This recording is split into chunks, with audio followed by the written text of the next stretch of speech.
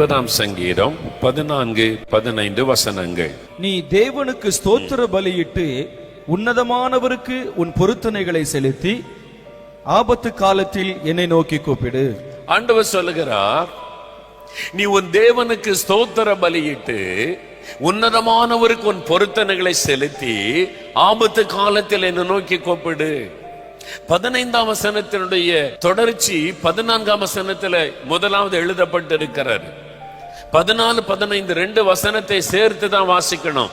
தனியா 15வது வசனத்தை வைத்துக்கொண்டு ஆபத்து காலத்துல கூப்பிடுன்னு சொன்னீரே, அப்படி சொல்ல முடியாது. முந்தின வசனத்தை கவனிங்க. நீ ஸ்தோத்திர பலியிட்டு பொருத்தனைகளை செலுத்தி ஆபத்து காலத்துல என்னை நோக்கி கூப்பிடு. அப்போ 14ஆம் வசனத்துல 2 காரியம் சொல்லுகிறான். நீ என்னை நோக்கி கூப்பிடணும். ஆனா என்ன செய்து கூப்பிடணும்? முதலாவது 14ஆம் வசனத்தில் ஆண்டவர் சொல்லுகிறார், தேவனுக்கு ஸ்தோத்திர பலியிட்டு அவரை நோக்கி கூப்பிடு. ஸ்தோத்திர பலி ஆண்டவரை துதிப்பது. அதனால தான் ஜெபத்துல சொல்ற, முதல்ல ஸ்தோத்திரம் பண்ணுங்க, துதிங்க அப்படின்னு சொல்ல காரணம், நம்ம எப்ப ஜெபம் பண்ணினாலும் முதலாவது ஸ்தோத்திரம் பண்ண வேண்டும். பிலிப்பியர் 4ஆம் அதிகாரம் 6ஆம் வசனத்துல, நீங்கள் ஒன்றுக்கும் கவலைப்படாமல் எல்லாவற்றையும் குறைத்து ஸ்தோத்திரத்தோடு கூடிய ஜெபத்தினாலும் வேண்டுதலினாலும் தேவனுக்கு தெரியப்படுத்துங்கள். அப்பொழுது எல்லா புத்திக்கும் மேலான தேவ சமாதானம் உங்களுக்கு உண்டாகும். எல்லாவற்றையும் குறைத்து ஸ்தோத்திரத்தோடு கூடிய ஜெபத்தினாலும் வேண்டுதலினாலும். ஸ்தோத்திரம். அப்ப நீங்க எப்ப ஜெபம் பண்ணினாலும், எதற்காக ஜெபம் பண்ணினாலும் ஸ்தோத்திரத்தோடு கூட நீங்க ஜெபிக்க பழக வேண்டும். இயேசு மாடல் பிரேயர் சொல்லி கொடுக்கிறார். பரமண்டல ஜெபம் நம்ம சொல்ற, பரமண்டலங்களில் இருக்கிற எங்கள் பிதாவே உம்முடைய நாமம், அதான் ஸ்தோத்திரம், உம்முடைய நாமம் பரிசுத்தப்படுவதாக. ஜெபத்துல முதலாவது ஆண்டவருக்கு ஸ்தோத்திரம் செலுத்தணும். இவ்வளவு வியாதி, பிரச்சனை, கஷ்டம், நெருக்கம், இந்த பாடுகளை எங்கெங்க ஆண்டவரை துதிக்கிறது? முதல்ல சுகம் கொடுக்கட்டும், அவரை துதிக்கலாம். விடுதலை கொடுக்கட்டும், ஆண்டவரை துதிக்கலாம். இல்ல நீங்க ஸ்தோத்திரத்தோட ஜெபிச்சாதான் விடுதலை. இவ்வளவு பிரச்சனைக்கு மத்தியில எப்படிங்க ஸ்தோத்திரம் சொல்ல முடியும்? இவ்வளவு பிரச்சனைக்கு மத்தியிலையும் உங்களுடைய ஜீவனை அவர் பாதுகாத்து நடத்துகிறாரு, அதற்காக ஸ்தோத்திரம் பண்ணுங்க. இவ்வளவு பிரச்சனைக்கு மத்தியிலும் நீங்க விசுவாசத்தை விட்டு வலுவாதபடி உங்களை காத்து கொண்டாரே, அதற்காக ஸ்தோத்திரம் பண்ணுங்க. இவ்வளவு பிரச்சனைக்கு நடுவிலும் ஆண்டவர் உங்களை வெட்கப்பட விடாதபடி நான் உன் ஜெபத்தை கேட்பேன் ஒரு நம்பிக்கை கொடுத்திருக்கிறாரு, அதற்காக ஸ்தோத்திரம் பண்ணுங்க. அல்லேலூயா. ஆண்டவரே, நீர் என்னோடு இருக்கிறதுக்காய் ஸ்தோத்திரம், என் ஜெபத்தை கேட்கிறதற்காய் ஸ்தோத்திரம், இந்த பிரச்சனைக்காய் ஸ்தோத்திரம், இந்த போராட்டத்திற்காய் ஸ்தோத்திரம், இதை நீர் மாற்றி தர போகிறதற்காய் ஸ்தோத்திரம். அப்படி ஸ்தோத்திரத்தோடு கூட அப்புறம் உங்களுடைய விண்ணப்பத்தை ஏறிடுங்க. எப்ப ஜெபம் பண்ணினாலும். தானியேல் 6:10 தானியேல் ஒரு பெரிய சோதனை, சிங்கக்கபில போடப்படுகிற நெருக்கம். தானியேல் என்ன பண்ணார்? தினம் 3 வேளை ஜெபம் பண்ணி கர்த்தருக்கு ஸ்தோத்திரம் செலுத்தினார் என்று எழுதப்பட்டிருக்கிறது. ஸ்தோத்திரம். அப்ப ஸ்தோத்திரத்தோடு கூட ஜெபிக்க நீங்க பழகணும். ஆண்டவரே, இந்த பிரச்சனைக்காய் ஸ்தோத்திரம், இந்த போராட்டத்திற்காய் ஸ்தோத்திரம், இந்த உபத்திரவத்திற்காய் ஸ்தோத்திரம், இதுக்குள்ள ஒரு நன்மையை நீர் வைத்திருக்கிறதற்காய் ஸ்தோத்திரம், எனக்கு விடுதலை தரப்போகிறதற்காய் ஸ்தோத்திரம். அப்படி ஸ்தோத்திரம் பண்ணிட்டு ஜெபிக்க ஆரம்பிங்க. ஆண்டவருடைய உள்ள மகிழும். சிலருக்கு முறுமுறுப்பு, ஜெபம் என்னத்தை கண்டோம், நாங்களும் ஜெபம் போய் போய் போய் ஒரே பாடுகளை தான் இருக்குது, முறுமுறுத்துக்கிட்டே அப்புறம் ஆண்டவரே அற்புதம் செய்யுன்றது. நீங்க முறுமுறுக்கும் போது யார் சந்தோஷப்படுவா? பிசாசு. எப்பவுமே உங்க பக்கத்துல 2 பேர், ஒரு பக்கம் ஆண்டவர் நிக்கிறாரு, இன்னொரு பக்கம் பிசாசு. நீங்க முறுமுறுத்து ஆண்டவர் என்ன செஞ்சிட்டாரு, நான் ஜெபம் என்ன நடந்துட்டு அப்படின்னு பேசணும்னு சாத்தான் கை தட்டுவான். சாத்தானுடைய கூட்டெல்லாம் கை தட்டும். அது யாருக்கு அவமானம்? இயேசுக்கு அவமானம். என்னவோ ரட்சிக்கப்பட உங்க பிள்ளைன்னு சொன்னீரு, உம்முடைய மகன், உம்முடைய மகள் அப்படின்லாம் சொன்னீரு, பார்த்தீங்கன்னா முறுமுறுக்கிறாங்க, கைத்தட்டி சிரிப்பாங்க. இயேசுக்கு அவமானம் ஆயிரும். இவ்வளவு பிரச்சனை போராட்டத்துக்கு நடுவிலும் என் இயேசு எனக்கு நல்லவராகவே இருக்கிறதற்காய் ஸ்தோத்திரம், இந்த பிரச்சனைக்காய் ஸ்தோத்திரம், போராட்டத்திற்காய் ஸ்தோத்திரம், என்னோடு இருக்கிறதற்காய் ஸ்தோத்திரம் சொல்லுங்க. சாத்தான் வெட்கப்பட்டு போவான், தேவதூதெல்லாம் கை தட்டுவாங்க. அல்லேலூயா. ஆண்டவர் பெருமையா சொல்வார், பாரு என் பிள்ளை எவ்வளவு உபத்திரம் வந்தாலும் என் பிள்ளை என்ன முறுமுறுக்க மாட்டான், முறுமுறுக்க மாட்டாள், எனக்குள்ள சந்தோஷமா இருப்பாங்க அப்படின்னு இயேசு சந்தோஷப்படுவார். அப்ப உடனே ஆண்டவர் அற்புதம் செய்வார். ஆமென். அப்ப என்ன நடந்தாலும் ஆண்டவரை துதிக்க பழகணும். அல்லேலூயா சொல்லுங்க.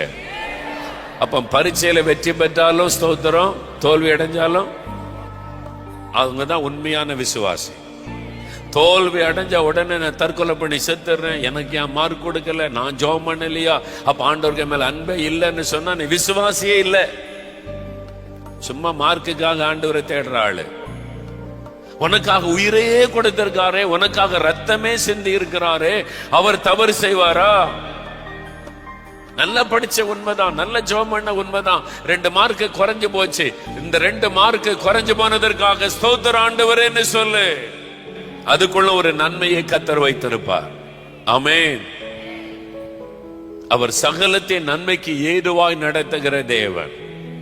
அதனால எல்லாவற்றிற்கும் ஸ்தோத்திரம் சொல்லுங்க. ஸ்தோத்திரத்தோட ஜெபம் பண்ண பழகுங்க. ஆண்டவரே எனக்கு இப்படி ஒரு நல்ல வாய்ப்பை கொடுத்தீரே ஸ்தோத்திரம். எல்லாத்துக்கும் ஸ்தோத்திரம் பண்ண பழகுங்க. ஒரு தண்ணி குடிச்சா கூட இந்த தண்ணிக்காக ஸ்தோத்திர ஆண்டவரேன்னு குடிங்க. சாப்பிட உட்கார்ந்து அந்த சாப்பாட்டுக்காக ஸ்தோத்திர ஆண்டவரேன்னு சொல்லுங்க. எத்தனை பேருக்கு சாப்பிட கொடுத்து வைக்கல, உங்களுக்கு அந்த சாப்பிடக்கூடிய அந்த நல்ல ஆரோக்கியத்தை, அந்த பாக்கியத்தை கர்த்தர் தந்திருக்கிறார். ஆண்டவரை துதிங்க. இந்த வீட்டுக்காக ஸ்தோத்திர ஆண்டவரேன்னு சொல்லுங்க. ஒரு பஸ்ல ஏறினீங்கன்னா இந்த பஸ் எனக்கு பிரயாணம் பண்ண கொடுத்தீரே உமக்கு ஸ்தோத்திரன்னு சொல்லுங்க ஆண்டவர்கிட்ட. நான் அப்படி ஒவ்வொன்றுக்கும் ஆண்டவரை துதிப்பேன். ஒவ்வொரு சின்ன சின்ன சின்ன காரியத்துக்கும் ஆண்டவரை துதிக்க பழகுங்க. பிரயாணத்துல போறீங்க, பஸ்ல கொஞ்ச தூரம் போனோன்னு இதுவரை பத்திரமா கொண்டு வந்தீர ஸ்தோத்திரன்னு துதிங்க. அடுத்தாப்புல உங்களை பத்திரமா கர்த்தர் கொண்டு போவா. எல்லாத்துக்கும் ஸ்தோத்திரம் சொல்லுங்க. ஆண்டவரே எதுக்காக ஸ்தோத்திரம், எனக்கு நல்ல நண்பர்களை தந்திருக்கிறீரே உமக்கு ஸ்தோத்திரம். ஒவ்வொன்றுக்கும் ஆண்டவருக்கு நன்றி ஸ்தோத்திரம் சொல்லி ஜெபிக்க பழகுங்க. ஸ்தோத்திரத்தோடு கூடிய ஜெபம். முறுமுறுத்துக்கிட்டே ஜெபம் பண்ண கூடாது. ஆண்டவரை குறை சொல்லிக்கிட்டே ஜெபம் பண்ண கூடாது. ஸ்தோத்திரத்தோட ஜெபிக்கணும். அப்போ ஆண்டவர் உங்களுக்கு விடுதலை தருவார். ஆமென். அல்லேலூயா. மூன்றாவதாக கடைசியாக ஆண்டவர் சொல்றாரு, உன் தேவனுக்கு ஸ்தோத்திர பலியிட்டு உன்னதமானவருக்கு உன் பொருத்தனைகளை செலுத்தி கர்த்தரை நோக்கி கூப்பிடு. பொருத்தனைகளை செலுத்தி கூப்பிடணுமா? பொருத்தனை, உன் பொருத்தனைகளை செலுத்தி கர்த்தரை நோக்கி கூப்பிடு. பொருத்தனைன்னா நம்ம ஒரு ஈஸியான பொருத்தனை இருக்கு, செலவே இல்லாத பொருத்தனை தான் நம்ம பண்ற பொருத்தனை. என்ன பொருத்தனை பண்ணுவோம்? ஆண்டவரே எனக்கு சுகம் கொடுத்துட்டா நான் அடுத்த மாசம் திறப்பின் வாசல் ஜெபத்துல வந்து சாட்சி சொல்லிடுவேன். அதுக்கு ஏதாவது செலவு இருக்குதா? செலவே இல்லாத பொருத்தனை தான் நம்ம பண்றோம். விவரமான பொருத்தனை பண்றது, நான் சாட்சி சொல்லிடுவேன் மேடையில ஏறி, அவ்வளவுதான். இந்த மாதிரி பொருத்தனை அல்ல. அன்னாள் ஒரு பொருத்தனை பண்ற பாருங்களேன். 1 சாமுவேல் 1ஆம் அதிகாரம் 11ஆம் வசனம் வாசிக்க கேட்போம். சேனைகளின் கர்த்தாவே, தேவரீர் உம்முடைய அடியாளின் சிறுமையை கண்ணோக்கி பார்த்து உம்முடைய அடியாளை மறவாமல் நினைத்தருளி உமது அடியாளுக்கு ஒரு ஆண் பிள்ளையை கொடுத்தால் அவன் உயிரோடு இருக்கும் சகல நாளும் நான் அவனை கர்த்தருக்கு ஒப்பு கொடுப்பேன். அவன் தலையின் மேல் சவரகன் கத்தி படுவதில்லை என்று ஒரு பொருத்தனை பண்ணினாள். அன்னாள் ஒரு ஜெபம் பண்ணுகிறாள். தேவ சமத்திலிருந்து அழுது ஜெபம் பண்ணுகிறா. ரொம்ப மனதை ஊற்றி ஜெபம் பண்ணுகிறாள். என்ன அவளுக்கு ஒரு நிந்தை, அவளுடைய சக்களத்தினால் உண்டான நிந்தை, குழந்தை இல்லாததுனால ஒரு நிந்தை, அவளுடைய பரிகாசம் பண்ணப்பட்டு நிந்திக்கப்பட்டு சிறுமைப்பட்ட நிலைமையில போய் ஆண்டவரிடத்துல ஜெபம் பண்ணுகிறாள். அப்போ ஒரு பொருத்தனை பண்ணுகிறாள். என்ன பொருத்தனை பண்ற பாருங்க. ஆண்டவரே எனக்கு ஒரு குழந்தையை தந்துட்டா என் குழந்தைய கூட்டிட்டு போய் ஊர் ஊரா நான் சாட்சி சொல்லுவேன், சர்ச்சில் போய் ஒரு நேரம் சாட்சி சொல்லிடுறேன் அப்படின்னு பொருத்தனை பண்ணாளா? நம்ம அப்படிதான் பொருத்தனை பண்ணோம். குழந்தைய கொண்டு போய் மேடையில போய் சாட்சி சொல்லிடுவோம். ஆண்டவரே செலவே இல்லை பாத்தீங்களா? ஆனா அன்னாளுடைய பொருத்தனை கவனிங்க. ஒரு ஆண் பிள்ளையை கொடுத்தால் அந்த ஒரு ஆண் பிள்ளையை நான் உமக்கே கொடுத்து விடுவேன். அல்லேலூயா. ஒரு ஆண் பிள்ளையை நீர் கொடுத்தால் அந்த ஒரு பிள்ளையை நான் உமக்கே தந்து விடுவேன். நீர் கொடுக்கிற அந்த ஆசீர்வாதத்தை நான் உமக்கே கொடுத்து விடுவேன். அப்ப அவளுடைய உள்ளத்தினுடைய வேதனை என்ன? அவள் மலடி என்று நிந்திக்கப்படுகிறாள், பரிகாசம் பண்ணப்படுகிறாள். அந்த நிந்தை மாறினால் போதும். அதுக்காகத்தான் ஜெபம் பண்ணுகிறாள். இந்த நிந்தை மாறணும். அதனால் அவள் ஒரு பிள்ளையை தாரும், அதை உமக்கே தந்து விடுகிறேன். 2 கேட்டுக்கலாம் இல்ல, ஆண்டவரே 2 பிள்ளையை தாரோம், 1 உமக்கு 1 எனக்கு அப்படின்னு ஜெபம் பண்ணி இருக்கலாம். 2 பிள்ளையை தாரோம், 1 பிள்ளை உமக்கு கொடுப்பேன், 1 பிள்ளையை நான் வளர்த்துக்கிறேன். அண்ணா அப்படி சொல்ல, 1 ஆண் பிள்ளையை தாரோம், அதை உமக்கே தந்துடுறேன். ஆண் பிள்ளை என்று குறிப்பா கேட்கிறா பாருங்க. அப்போ அண்ணாளுக்கு பெண் பிள்ளை என்ன பிடிக்காதா? அப்படி கிடையாது. பெண் பிள்ளைகளை கொண்டு போய் ஆலயத்துல விட முடியாது ஊழியத்துக்கு. நீ ஆண் பிள்ளைன்னா தான் சர்ச்சில் கொண்டு விட முடியும், அந்த ஆலயத்துல ஊழியத்துக்காக. பெண் பிள்ளைகள் போய் ஆலயத்துல ஊழியம் செய்ய முடியாது. அதனாலதான் கேட்கிறா, 1 ஆண் பிள்ளையை தாரும், அதை உமக்கே நான் தந்துருவேன்.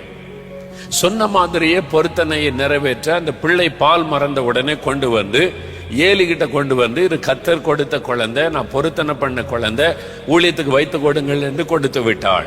எல்லாரும் அறிந்த ஒரு சம்பவம். அவள் பொருத்தனை பண்ணி ஜெபம் பண்ணினாள். பாருங்களேன், 1 ஆண் பிள்ளையை தாரும், உமக்கே தந்துடுறேன். ஆண்டவர் என்ன பண்ணாரு? 1 ஆண் பிள்ளையை முதலாவது கொடுத்தார். அதோட நிறுத்திட்டாரா? நீங்க தொடர்ந்து வாசித்து பாருங்க. 2ஆம் அதிகாரத்துல அன்னாளுக்கு ஆண்டவர் பல குழந்தைகளை கொடுத்தார். அல்லேலூயா, அல்லேலூயா. பொருத்தனையை நிறைவேற்றின உடனே கர்த்தர் அன்னாளை ஆசீர்வதிக்க ஆரம்பித்து விட்டார். பொருத்தனை பண்ண கரெக்டா நிறைவேற்றணும். சிலர் எல்லா ஜெபத்திலையும் பொருத்தனை, எல்லா கூட்டத்திலையும் பொருத்தனை பண்ணிடுவாங்க, அப்புறம் இவங்களே மறந்துடுவாங்க என்ன பொருத்தனை பண்ணு. ஒரு அம்மா ஜெபிக்க வந்தாங்க. ஐயா, என் பிள்ளைக்கா ஜெபிக்கணும், பேரனுக்கா ஜெபிக்கணும், அந்த ஜெபம் இந்த ஜெபம். ஒன்னு ஜெபத்துக்கு ஆண்டவர் ஒன்னு பதிலே தர மாட்டேங்கிறார் ஐயா, ஜெபம் பண்ணிப்பு தான் பாக்குற, ஒண்ணு நடக்க மாட்டேங்குது அப்படின்னு ரொம்ப வருத்தத்தோட சொன்னாங்க. ஏன் ஆண்டவர் அவ்வளவு ஜெபிக்கிற ஒரு தாயாரா இருக்கிறாங்க, ரொம்ப காலமா ஜெபிக்கிறேன்றாங்க, ஏன் ஒண்ணு நடக்க மாட்டேங்குது? ஆண்டவர் சொன்னாரு, இவ வாயினாலே தான் இவளுக்கு சாபத்தை வருவித்து கொண்டாள்னார்.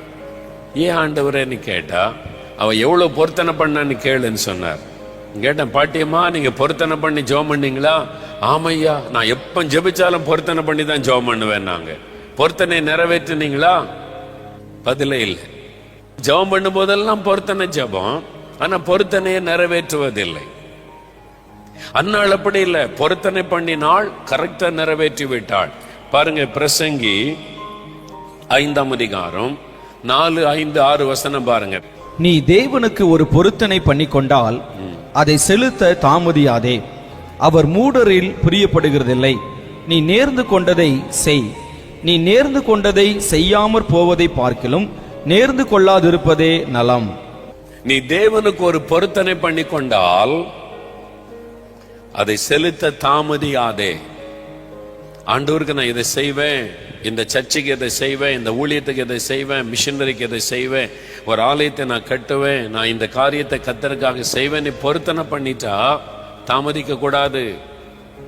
ஆண்டவர் நிறைவேற்றின உடனே அந்த பொருத்தனையை ஒழுங்கா நிறைவேற்றணும். ஆண்டவர் உங்களுடைய வார்த்தையை நம்பி ஒரு அற்புதம் செய்கிறார், நீங்க அதுல உண்மையா இருக்கணும், அந்த உடனே செலுத்தணும். நேர்ந்து கொண்டதை செய்யாமல் இருப்பதை பார்க்கிலும் நேர்ந்து கொள்ளாமல் இருப்பதே நலம். பொருத்தனை பண்ணி செலுத்தாட்டா அது சாபமாகிவிடும். அதனால பொருத்தனை பண்ணாமலே நீங்க ஜெபிக்கலாம். கட்டாயம் பொருத்தனை பண்ணி தான் ஜெபிக்கணும் அவசியம் கிடையாது. பொருத்தனை பண்ணியும் ஜெபிக்கலாம். ஆண்டவர் அதே நமக்கு வைத்திருக்கிறார். விசுவாசத்தோட பொருத்தனை பண்ணாமலும் ஜெபிக்கலாம். ஆனா ஒரு பொருத்தனை பண்ணா கட்டாயம் நிறைவேற்றிடணும். அதான் நம்ம பார்க்கிறோம். அடுத்த வசனம் பாருங்க. உன் மாம்சத்தை பாவத்துக்குள்ளாக்க உன் வாய்க்கு இடம் கொடாதே. உங்க வாய்னால சொல்றீங்க பாருங்க பொருத்தனை, நீங்க பாவம் செய்யறதுக்கு இடம் கொடாதிருங்க. அது புத்தி பிசகினால் செய்தது என்று தூதனுக்கு முன் சொல்லாதே. தேவன் உன் வார்த்தைகளினாலே கோபம் கொண்டு உன் கைகளின் கிரியையை அழிப்பானேன். தேவன் உன் வார்த்தையினாலே கோபம் கொண்டு உன் கரத்தின் கிரியைகளை அழித்து போடுவார். ஏன் நஷ்டம், ஏன் கடன் பிரச்சனை, ஏன் வறுமை, ஏன் காரியங்கள்ல செழிப்ப பார்க்க முடியல? நீங்க பொருத்தனை பண்ணி செலுத்தல. நீங்க பொருத்தனை பண்ணி அதை செலுத்தாததுனால உங்களுடைய வருமானம் பாதிக்கப்படுகிறது, கரத்தின் கிரியைகள் அழிக்கப்படுகிறது, வியாதிகள், வேதனைகள், நஷ்டங்கள், இழப்புகள், ஆஸ்பத்திரி செலவுகள். நீங்க பொருத்தனை பண்ணினதை நிறைவேற்றவில்லை. கவனம். ஆண்டவருக்கு ஒரு பொருத்தனை பண்ண கரெக்டா நிறைவேற்றணும். நான் இந்த ஊழியத்துக்கு இதை செய்வேன்னா செய்யணும், அப்படி இல்லைன்னா அதை எழுதக்கூடாது, பொருத்தனை பண்ண கூடாது, தீர்மானம் பண்ண கூடாது. மிஷனரி நான் தாங்குவேன்னா அதுல உண்மையா செய்யணும், அப்படி இல்லைன்னா செய்யக்கூடாது. நீங்க அவசரப்பட்டு ஃபில்லப் பண்ணாதங்க, அவசரப்பட்டு நிரப்பாதங்க. ஜெபம் பண்ணி உங்களால முடிந்ததை செய்ய தீர்மானம் பண்ணுங்கள். சிலர் அவசரப்பட்டு எல்லாத்தையும் வாங்கி நிரப்பி நிரப்பி கொடுப்பாங்க, ஒண்ணுக்கும் ஜெபமும் பண்ண மாட்டாங்க, காணிக்க அனுப்ப மாட்டாங்க. அதனால என்ன விளைவு? உங்களுடைய ஆசீர்வாதத்தை நீங்க பாதிக்கப்பட இடம் கொடுக்கிறீங்க. உங்களுடைய கரத்தின் கிரியைகள் அழிக்கப்படுகிறது. நீங்க பொருத்தனை பண்ணி செலுத்தாததுனால சாபம் உங்கள் மேல வந்திருக்கிறது. கவனம். சும்மா அவசரப்பட்டு எல்லாத்தையும் நிரப்பி கொடுக்காதங்க. ஒரு முறைக்கு 2 முறை ஜெபம் பண்ணுங்க. அதை கரெக்டா ஆண்டவர் வழி நடத்தினா செய்யுங்க. அதுல உண்மையா இருங்க, சின்சியரா இருங்க. இயேசுடிக்கிறார், ஊழியத்தின் மூலம் 250 மிஷனரி தாங்குகிறோம், பல காரியங்களை ஜெபம் பண்ணி தீர்மானிக்கிறோம். அதெல்லாம் ரெக்கார்டு வச்சோம். எவ்ரி மந்த் கரெக்டா அந்த பணம் அனுப்புறோமா செக் பண்ணிக்கிட்டே இருப்போம். நான் கேட்டுக்கிட்டே இருப்பேன், பணம் அனுப்பி இருக்குதா எல்லாருக்கும். மிஷினரிகளுக்காக தர வேண்டிய மக்கள் கொடுக்கறதுக்கு முன்னால நம்ம பணம் போயிடணும். யார் தந்தாலும் தரட்டாலும் மிஷினரிகளுக்கு பணம் அனுப்பிடணும். இந்த ஆலயம் கட்ட பணம் அனுப்பிடணும். இந்த தேவையை நமக்கு வாக்கு கொடுத்துட்டோம், அதை நிறைவேற்றணும். அதுல கரெக்டா இருக்கணும். அப்பதான் கர்த்தர் ஆசீர்வதிப்பார். சிலர் இஷ்டத்துக்கு வாக்கு கொடுக்கிறது, பொருத்தனை பண்றது, அதை நிறைவேற்றுவதில்லை. அது ஒரு சாபமாய் மாறி விடுகிறது. நிறைய கிறிஸ்தவர்கள் அதனால பாதிக்கப்பட்டிருக்கிறாங்க. நீங்க மறந்திருப்பீங்க, ஆனா கர்த்தர் அதை ஞாபகத்தில் வச்சிருப்பார். நீ வாக்கு கொடுத்தியே, நீ எனக்கு சொன்னியே, அப்ப அதை ஏமாத்து தானே, என்னை ஏமாத்திக்கிட்டு இருக்கிறியா? நான் எப்படி உன்னை ஆசீர்வதிக்க முடியும்? அந்த தவறு இந்த ஆண்டவர்ட்ட இன்னைக்கு மன்னிப்பு கேளுங்க. ஆண்டவரே, நான் பொருத்தனை பண்ணி செலுத்தாத பாவத்தை மன்னியும், நான் பொருத்தனை பண்ணி செய்யாத பாவத்தை எனக்கு மன்னியும், நான் பொருத்தனை பண்ணி அதை நிறைவேற்றாமல் போய்விட்டேன், என்னை மன்னியும், நான் அவசரப்பட்டு எல்லாத்துக்கும் வாக்கு கொடுத்து விடுகிறேன், அதை நிறைவேற்றாமல் போய்விடுகிறேன், என்னை மன்னியும். அது ஒரு பாவம். மனம் திரும்புங்க, ஆண்டவர் உங்களுக்கு இறங்குவார். பொருத்தனை பண்ண கரெக்டா நிறைவேற்றிடணும். யாக்கோபு ஒரு பொருத்தனை பண்றார் பாருங்களேன். யாக்கோபுடைய பொருத்தனை ஆதியாகமம் 28ஆம் அதிகாரம் 22ஆம் வசனம் பாருங்க. ஆதியாகமம் 28:22ல, நான் தூணாக நிறுத்தின இந்த கல் தேவனுக்கு வீடாகும், தேவரீர் எனக்கு தரும் எல்லாவற்றிலும் உமக்கு தசம பாகம் செலுத்துவேன் என்று சொல்லி பொருத்தனை பண்ணி கொண்டான். யாக்கோபு ஒரு பொருத்தனை பண்றார். தேவரீர் எனக்கு கொடுக்கும் எல்லாவற்றிலும் நான் தசம பாகம் செலுத்துவேன், தசம பாகம் கொடுப்பேன் என்று ஒரு பொருத்தனை பண்ணி கொண்டார். தசம பாகம் அப்புறம் கர்த்தருடைய கட்டளையாய் மாறிவிட்டது. நியாயபரமான காலம் வரும்போது தொடர்ந்து ஆண்டவர் கட்டளையா கொடுத்தார். 10ல் 1 கர்த்தருக்குரியது, தசம பாகம் கர்த்தருக்குரியது. ஒரு தீர்மானம். யாக்கோபு தசம பாகத்தை கர்த்தருக்கு கொடுப்பேன்னு பொருத்தனை பண்ணினார். அதனுடைய விளைவு என்ன தெரியுமா? அவர் ஒரு கோலோட போகிறார். திரும்பி வரும்போது பிள்ளைகள், சொத்துக்கள், ஆடுகள், மாடுகள், ஒட்டகங்கள், கோடிக்கணக்கான மதிப்பான சொத்துகளோடு திரும்பி வருகிறார். கர்த்தர் அவரை ஆசீர்வதித்தார். அந்த பொருத்தனையில உண்மையாய் இருந்ததுனால, தசம பாகத்தை கர்த்தருக்கு கொடுத்ததுனால. தசம பாகம் கர்த்தருக்குரியது. சிலர் இருக்கிறாங்க, வயல் நிலத்துல விளையுது, தேங்காய் வெட்டுறீங்க, தென்னந்தோட்டத்துல தேங்காய் பறிக்கிறீங்க. 1000 தேங்காய் பறிச்சா கூட 2 தேங்காய் சர்ச்சு கொண்டு வருவாங்க, பிள்ளைகள் கொண்டு வரும். கர்த்தருக்கு முதல் பலனை கொண்டு வந்தோம், சர்ச்சில் கொண்டு வந்து வைப்பாங்க. 2 தேங்காய் அல்லது 5 தேங்காய் வைக்கிறத பெருமையா கொண்டு வந்து வைப்பாங்க. கர்த்தர், நாங்க தோட்டத்துல இன்னைக்கு தேங்காய் வெட்டினா முதல் பலன் கர்த்தருக்கு. அங்க 1000 தேங்காய் வெட்டியிருப்பாங்க. 1000 தேங்காய்னா தசம பாகம் எத்தனை? 100 தேங்காய் வரணும் கர்த்தருக்கு. ஆனா அங்க கொண்டு வர்றது 2. அதை பெருமையா கொண்டு வந்து வைப்பாங்க, நான் கர்த்தருக்கு கொடுக்கறேன்னு. 100 தேங்காய் கொடுக்க வேண்டிய இடத்துல 2 தேங்காய் கொடுத்தா மீதி 98 தேங்காயை திருடி இருக்கிறீங்கன்னு அர்த்தம். யாருக்கிட்ட திருட? ஆண்டவர் சொன்ன திருட. நான் இப்படி ஒன்னு ஆசீர்வதிக்கிறது நம்ம தெரியாம இருக்கிறோம். வசனம் சொல்லுகிறது தசம பாகம் கர்த்தருக்குரியது. 100 மூட்டை நெல் அறுவடை செய்தீங்கன்னா அந்த 100 மூட்டையில கர்த்தருக்குரியது எவ்வளவு? 10 மூட்டை கர்த்தருக்குரியது. இவங்க 1 மூட்டை கொண்டு வந்து வச்சுட்டு நம்ம பெருமையா சாட்சி சொல்லுவாங்க, கர்த்தர்கள் ஆசீர்வதித்தார், 1 மூட்டை கொடுத்திருக்கிறோம் அப்படின்னு சொல்லி. மீதி 9 மூட்டை திருடி இருக்கிற. கர்த்தர் சொல்லுவார், நீ திருடன், கள்ளன், நீ திருடனா இருந்துகிட்டு என்கிட்ட வந்து நடிக்கிறியா? இதான் ஆசீர்வாதம் இல்லை நிறைய பேருக்கு. தசம பாகம் கர்த்தருக்குரியது. அது வயல் நிலத்துல இந்த நெல்லா இருக்கலாம், தென்னந்தோட்டத்தில் இந்த தேங்காவா இருக்கலாம், அல்லது உங்களுடைய பழத்தோட்டத்தில் இந்த பழங்களாக இருக்கலாம், நீங்க வாங்குற சம்பளமா இருக்கலாம், உங்களுடைய வியாபாரத்துல உண்டாகிற வருமானமா இருக்க, லாபத்தை கணக்கு பார்த்து அந்த லாபத்துல 10ல் 1 கர்த்தருக்குரியது. 10,000 ரூபாய் சம்பளம் வாங்குனீங்கன்னா கர்த்தருக்குரியது எவ்வளவு? 1000 ரூபா. ஆனா இவங்க 100 ரூபா காணிக்க வச்சுட்டு ரொம்ப பயபக்தியா வருவாங்க. 1000 ரூபா ஆண்டவர் பாப்பார். நீ என் பணத்தை திருடிட்டு சர்ச்சில் வந்து பயபக்தியா முழங்கால் போட்டு ஜெபம் பண்றியா? இதான் ஆசீர்வாதம் இல்லை நிறைய கிறிஸ்தவ குடும்பங்கள்ல. உங்களுடைய பிசினஸ்ல கணக்கு போன லாபம் வரவு எவ்வளவு, செலவு எவ்வளவு, மிஞ்சின லாபம் எவ்வளவு கணக்கு போட்டு லாபத்துல 10ல் 1 கர்த்தருக்கு. யாக்கோபு அவன் பொருத்தனை பண்ணி, நான் தசம பாகத்தை கர்த்தருக்கு கொடுப்பேன். தசம பாகம் கர்த்தருக்குரியது.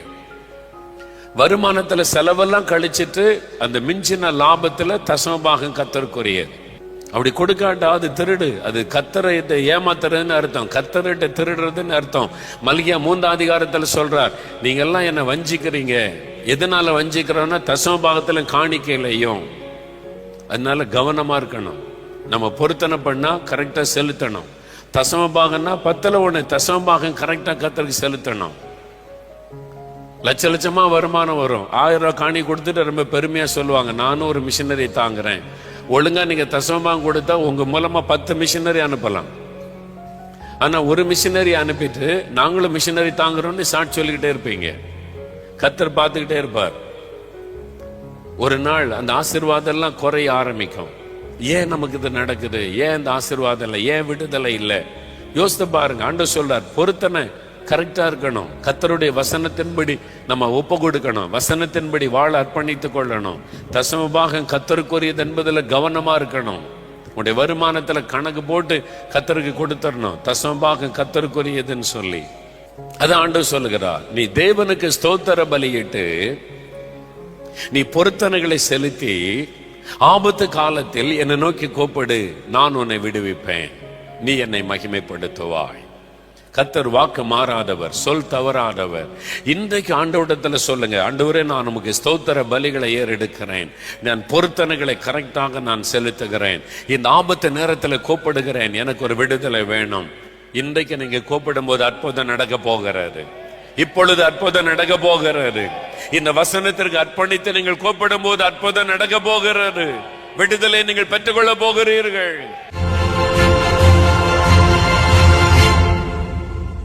பிரியமானவர்களே, இயேசு கிறிஸ்துவின் நாமத்தில் நான் உங்களை வாழ்த்துகிறேன். ஆண்டவர் இந்த செய்தியின் மூலம் உங்களோடு பேசி இருக்கிறார். ஆபத்து காலத்தில் நோக்கி கூப்பிடு, நான் உன்னை விடுவிப்பேன். உங்களுக்கு வாக்கு கொடுத்து விட்டார். நீங்க எந்த ஆபத்துல இக்கட்டில் இருந்தாலும் இன்றைக்கு உங்களுக்கு விடுதலை. ஆண்டவர் இந்த விடுதலை கொடுத்து உங்களை மகிழ பண்ண போகிறார். நீங்க வேணா பாருங்க, அற்புதமான மாற்றத்தை காண்பீங்க. ஆனா நீங்க அவரை நோக்கி கூப்பிடணும். அதான் ஆண்டவர், என்னை நோக்கி கூப்பிடு, என்னை நோக்கி ஜெபம் பண்ணு, பிரார்த்தனை பண்ணு அப்படின்னு ஆண்டவர் சொல்றார். இயேசுவே என்றவுடைய நாமத்தை சொல்லி கூப்பிடுவாரு. கூப்பிடும் போது ஸ்தோத்திர பலியிட்டு என்னை நோக்கி கூப்பிடுன்னு சொல்லி சங்கீதம் 50:14 ஆண்டவர் சொல்லி இருக்கிறார். நாம் ஜெபிக்கலாம். தகப்பனே, உம்முடைய வாக்கு தத்தத்தை நாங்கள் விசுவாசிக்கிறோம். ஆபத்து காலத்தில் என்னை நோக்கி கூப்பிடு, நான் விடுவிப்பேன் என்று வாக்கு கொடுத்ததை விசுவாசிக்கிறோம். இதோ இந்த குடும்பம், இந்த சகோதரன், இந்த சகோதரி, இந்த பிள்ளைகள் ஆபத்தான நிலைமையில் இருக்கிறாங்கப்பா. அவர்களோடு சேர்ந்த நானும் ஜெபிக்கிறேன். நீர் இந்த ஜெபத்தை கேட்டு அற்புதம் செய்ய போகிறதற்காய் ஸ்தோத்திரம். ஸ்தோத்திரத்தோடு கூட நாங்கள் இப்பொழுது ஜெபிக்கிறோம். இதோ இந்த பிள்ளைகளுடைய வாழ்க்கையில இந்த போராட்டங்கள் விலகட்டும் இயேசு கிறிஸ்துவின் நாமத்தினால். ஒரு விடுதலை வரட்டும் இயேசு கிறிஸ்துவின் நாமத்தினால். அவருடைய மனதில் இருக்கிற பயங்கள், துக்கங்கள், வேதனைகள் இப்பொழுதை மறையட்டும் இயேசுவின் நாமத்தின். வியாதியோட, பலவீனத்தோட, ஆபத்தான சூழ்நிலையில இயேசுவே சுகம் தாங்க, விடுதலை தாங்க ஜெபிக்கிறாங்களே, உங்க தழும்புள்ள கரம் இப்பொழுது வைக்கப்படட்டும் இயேசு கிறிஸ்துவின் நாமத்தில். அந்த நோய்கள் விலகட்டும், அந்த மரண படுக்கைகள் இயேசுவின் நாமத்தில் மாறட்டும். ஐயோ, இது தீர்க்க முடியாத வியாதி என்று கலங்கி நிற்கிற பிள்ளைகளை பாரும். உம்மால் தீர்க்க முடியாத வியாதி ஒன்றுமில்லை. இயேசு கிறிஸ்துவின் நாமத்தில் இந்த நோய்கள் விலகி போகட்டும். சாப கட்டுகள் அறுக்கப்படட்டும். பொல்லாத ஆவி இந்த பிள்ளைகளுக்கு விரோதமாய் செய்கிற எல்லா பிசாசின் கிரியைகளும், தந்திர மந்திர வல்லமைகள் எரியட்டும் இயேசு கிறிஸ்துவின் நாமத்தில். அவைகள் எல்லாம் அழியட்டும். ஒரு விடுதலை வரட்டும். பொல்லாத ஆவிகள் வெளியேறி போகட்டும். பயத்தின் ஆவிகள், தற்கொலை தோண்டுகிற ஆவிகள் இதோ இயேசுவின் நாமத்தில் வெளியேறுகிறதற்காய் ஸ்தோத்திரம். பண தேவைகளை சந்தியும். அடைக்கப்பட்ட வாசலை திறந்து தாரும். எல்லா சூழ்நிலைகளும் மாறட்டும். அற்புதங்களை கண்ட மகளை செய்யும். கர்த்தர் அப்படி ஆசீர்வதித்ததற்காய் உமக்கு ஸ்தோத்திரம், ஸ்தோத்திரம், ஸ்தோத்திரம். இயேசு கிறிஸ்துவின் நாமத்தில் ஜெபிக்கிறோம் பிதாவே. ஆமேன், ஆமேன்.